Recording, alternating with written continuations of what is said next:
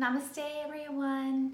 I just posted my March 2019 astrology forecast today, so I thought we could just run through that quickly and I can give you a little synopsis. So March is really going to give us an opportunity to shine. It's going to be in areas of relationship and areas of our daily lives. That sun is moving from the 7th house of relationships and partnerships into the 6th house, which is those daily routines and just our work life, our home life, the simple day-to-day activities. So at that same time, we have Chiron, which is going to be in the 7th house, and that's going to give us a powerful time of healing through those relationships and through those day-to-day activities. There's going to be a lot of renewal and releasing of relationships. So we might even have new relationships forming and friendships. This isn't just about love, it's also about associations with people in our lives, and soulmates come in all different kinds of relationships. It can be in parental relationships, siblings, work life, healing life. It could be through a class or activity that we participate in. The other biggest focus this month is really going to be towards authenticity. The more that we shine in the light of our authenticity, the more abundance that we're going to bring to us. We're going to create that magnetic attraction and be able to bring those people and circumstances to us in a very positive way.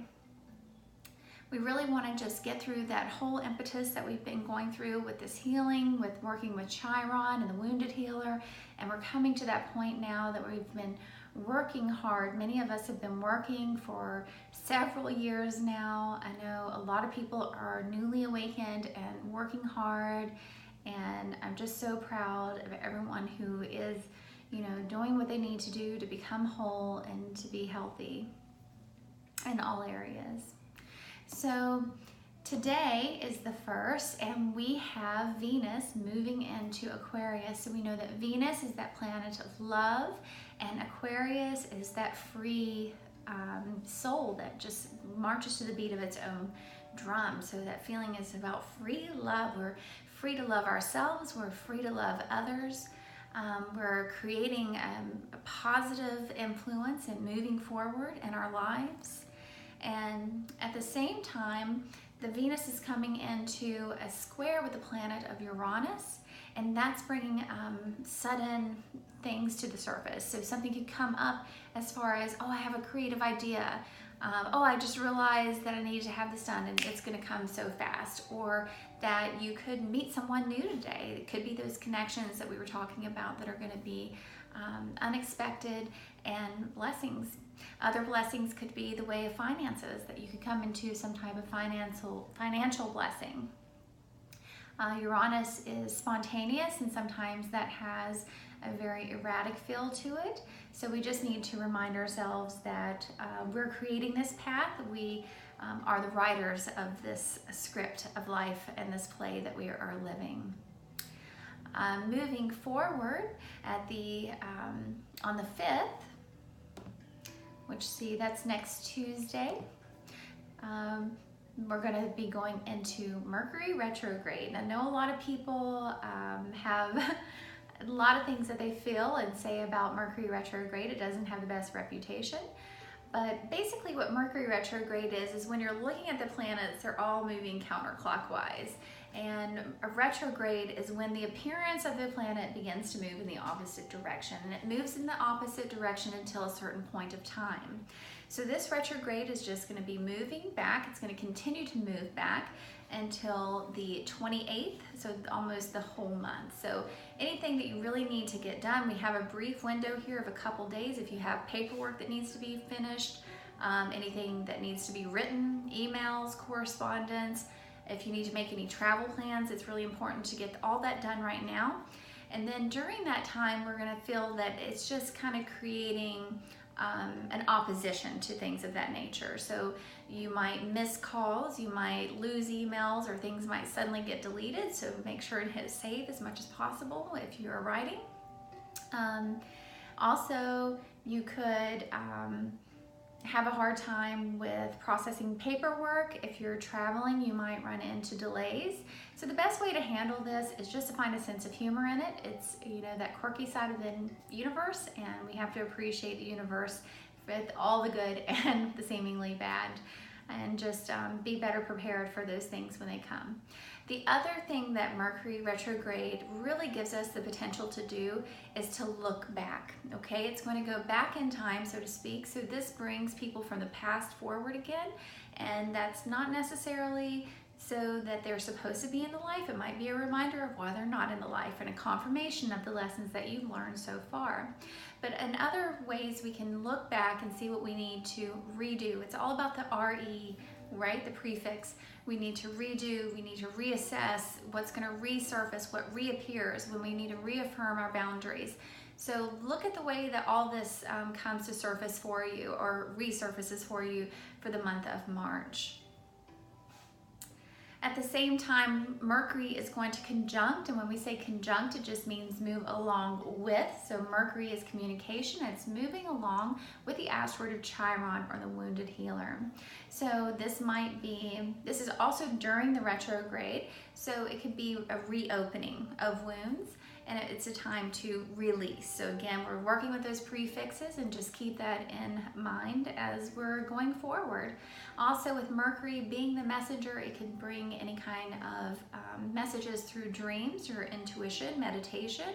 So look for any synchronicities, numbers, any kind of gifts from your spirit guides, feathers, coins, different things like that. It could be really subtle messages that we don't want to miss, especially if they're from our angels or our spirit guides or loved ones that have moved on.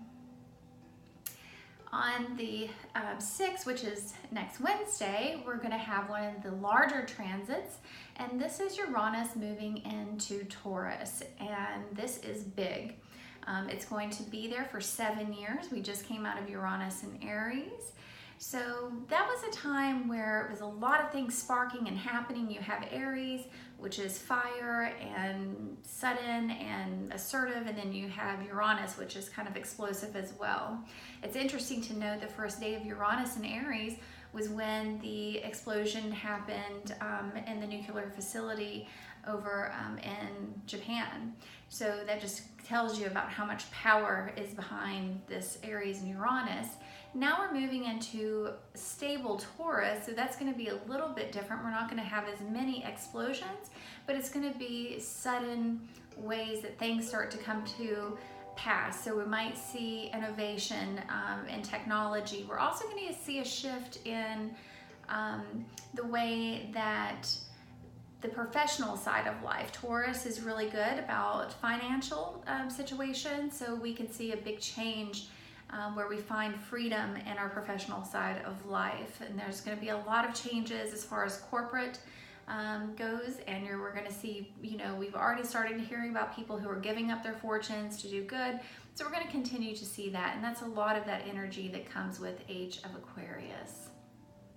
On Thursday, we're going to just take some time off. Pisces is going to hold that new moon energy. So the new moon will be in Pisces, and that's just going to give us time to relax, take the day off, whatever it is. Just if it's just the evening, take that time off, and then we're pretty much good for until the end of the month, when it comes into the 20th of March, and that is going to be 2 Wednesdays from now. And that's when the sun is going to move into Aries, and that's going to shine a light on your individuality and helping you step into the limelight in whatever way that you need to do that.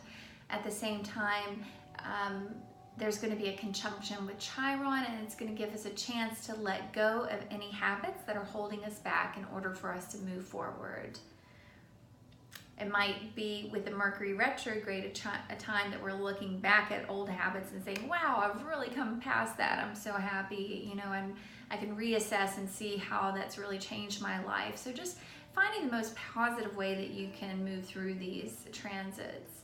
Again, on the 20th, the full moon is going to come into Libra. And again, that's going to be shining that light. And Libra is all about balance and beauty, and so it's a really positive full moon. It's going to focus on relationships, so we might be again attracting a partner or just reinvesting into our relationships or bringing a sense of balance into the relationships that we already have. The magnetism with the soulmates is really going to be powerful here, so whatever that is, it needs to be cleared or needs to be expanded upon. And then on the 26th, and so now we're in the last week of March. On the 26th, we have Venus going into Pisces. And that's where we're really going to have that social aspect. We're going to start meeting and creating with people that we really like, that we have a lot in common. It's going to be a good time to go and take those classes, go to your yoga class, take an art class, join a meetup group with like-minded individuals, and you'll be pleasantly surprised at who you meet and encounter there. And then later that week, Mercury is going to go direct again on the 18th, and so that's going to give us that final glance backwards to see what all has changed and evolved and what we were able to do with all of that reassessment and reevaluating. And then on the last day of the month, we have Mars entering into Gemini, and that's going to be another powerful transit where we have Mars that is direct and passionate and fierce, and we have Gemini that is versatile and diverse, enthusiastic, and brings that power of two. And so it's going to be two paths, two people. There's going to be a lot of power there. It might be that we're coming into awakening because it's in the 8th house of the in the houses of the zodiac, and that's where we have transformation, rebirth. It's also death, it's also taxes. I like to focus on the rebirth aspect of it, that we can have that opportunity to come into our awakening. So a lot of people will be awakening. It could be a choice between living the old way that you used to and the new way that you know that you want to. And it could be leaving people behind. So anyone that's in a codependent relationship, there could be a lot of struggle or war-like energy that comes with Mars in relationships, and that explosive directness, so that's what we need to bring, is directly just saying what we want to manifest, and this is the way that it is, and we choose the path. The other alternative is that there'll be two choices and you'll be able to have both, and that's going to be if you're working on your path and you're manifesting a lot and you have the opportunity for two different things that will come together into that oneness. So that's a brief look into March's astrology. If you'd like to book a private session with me, I'm available for birth charts, for predictive astrology, and for other healing techniques to get you on your path or to propel you on your path forward. Thank you. Namaste.